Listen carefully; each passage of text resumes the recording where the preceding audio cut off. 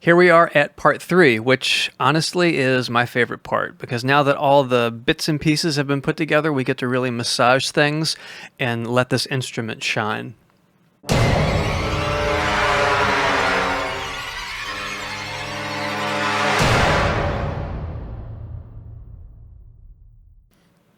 Okay, we're going to double click, create a new instrument. You click on the wrench and mapping editor. And this is where we want to start. Now, this is a super high note that we're dealing with, but it's not really pitched to anything specific. So in a way, we can put it anywhere we want. Now, this instance of Kontakt is actually outside of Cubase because I guess the way Windows works, it hides it when I click away. So this way I can drag from my audio file folder. These are the first 4 quiet sounds, and it's going to put them, see how there's 4 with the, it's going to put them wherever I want. I don't really want to map them this way, is the thing. I want them to all be basically playing at the same time. So if you were doing something like sampling in minor thirds, you could literally start on the starting note, make it just the minor third width, and you're good to go. But in our instance, really, we're just stacking everything. So it doesn't really matter. We'll just say C3. We're going to put all of these on top of each other. We just want them to all play at the same time. And there you go. So right now it's playing at the original pitch. And we can stretch this out and probably get all kinds of cool sounds.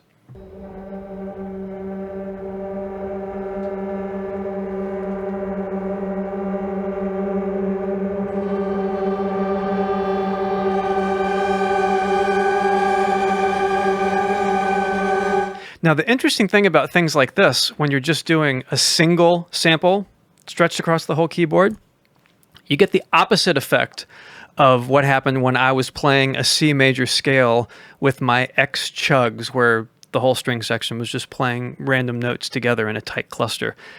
This is everyone playing random notes except the same note stretched across the whole keyboard. So if I play a C major scale,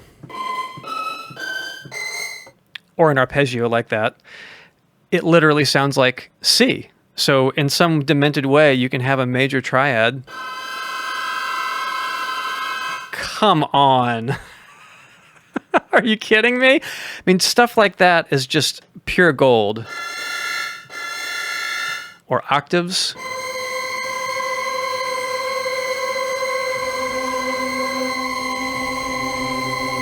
Yeah. Now, eventually the loop's going to run out. But the high loop is going to end before the low loop does, because it's literally playing the low sounds at a slower speed. And that's what we want it to do. So this is already super cool. Every time I do this, I kid you not, even if it's one of those, well, I guess I'll just play something, I'm always inspired. So if you click on the group editor, this is group 1. And all we're going to do is create an empty group. Let's label this, double click on it, and call it piano. And then we're going to double click on this and call it forte. So that's group 1. Let's go to group 2. And since I have this group selected, when I drop the loud samples in, they're going to be assigned to this group specifically. When we started, there was only one group, so it automatically assigned it. So here's our other samples. We will see, I chose selected groups only, so you can see here's the quiet, here's the loud. So I'm going to scoot them over, map them to middle C, just like before. The nice thing about groups in Kontakt is each one has its complete own independent set of rules and regulations, so you can treat it any way you want. What we're going to do is focus on the loud layer and make it so that when you move CC11 expression, it's going to turn the volume up and down. So if we choose group solo, we'll only hear this group when we play. So it's triggering that. If we go down to amplifier, you add an external source as a modulator, MIDI CC, and we're going to choose CC11. Now it's defaulting to volume, and this is the percentage. I want it to control all the volume. I want to go from all the way down to all the way up. So if I move CC11 down, no noise. And as I hold a note and move it up,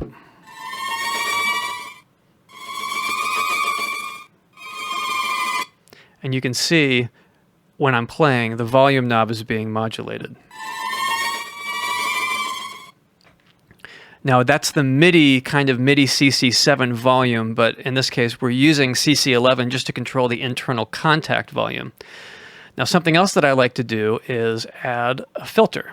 Let's just do a low pass ladder. We turn it up.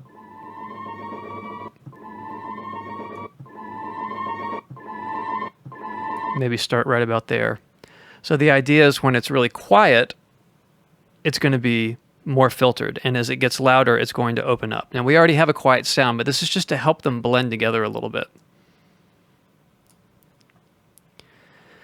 And with this low pass filter, you can do the exact same thing. Here it is, the ladder filter. You choose mod.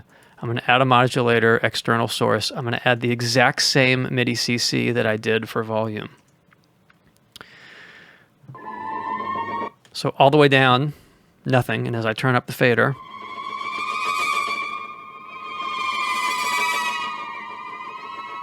hear how it sounds more muted here?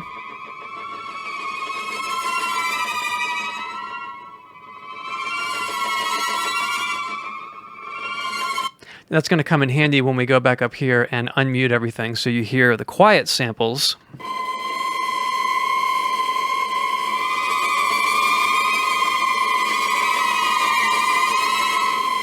Now, is it just me or are those quiet samples super loud? We did give them a 6 dB boost. I'm just going to select all of them and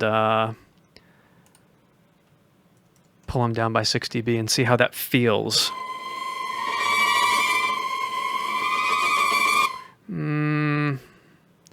Let's make it 4 dB.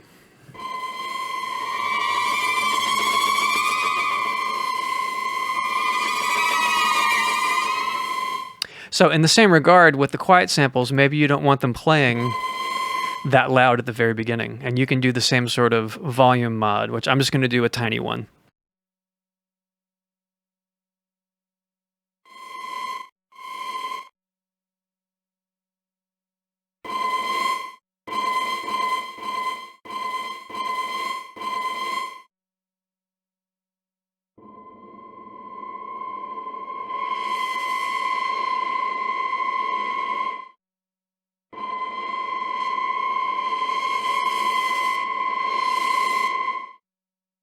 I have literally added the same low-pass filter and the same volume control to the quiet layer, except the percentage is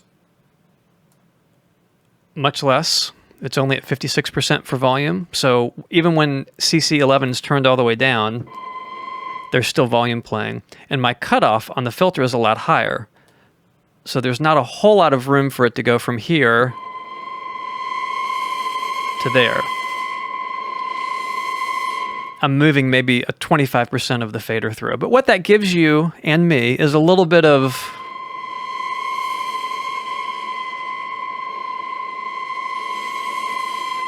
a little bit of play even with the quiet dynamic. That could probably be a patch on its own if you wanted. So let's turn on the loud one and see how they blend.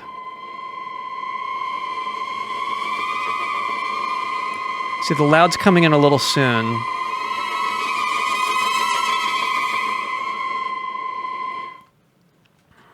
So what I want to do is pull that cutoff on the loud one down substantially more.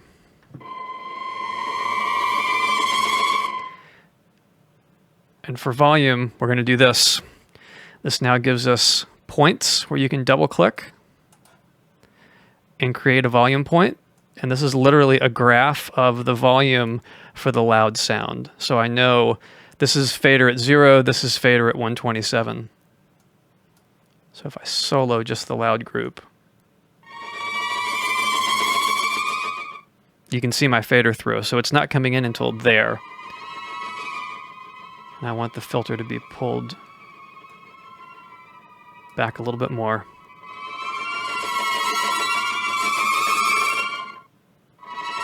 Now the trick is to get this point massaged to where when it fades in with the quiet strings, it's fairly seamless. Everything's on.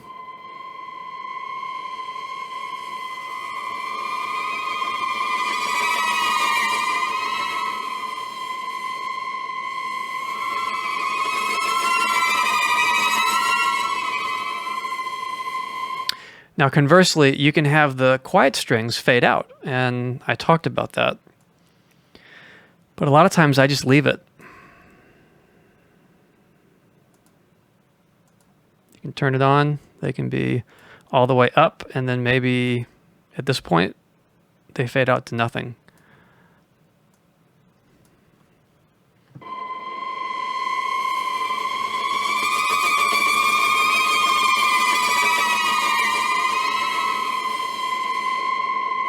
And what that sort of gives you is kind of like a clarity in the upper end when they start scratching and getting really screechy. So why don't we keep it like that? Now, very important, let's save this. Okay, so we've got everything sounding pretty good. One thing that I know is, like way up here, that's a little too chipmunky. So we need at least an octave down from there. I'm going to grab everybody and just full length of the keyboard.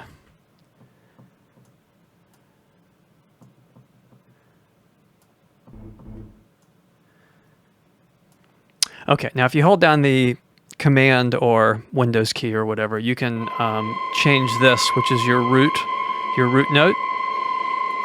So now instead of that note being middle C, now it's up here. Let's try that.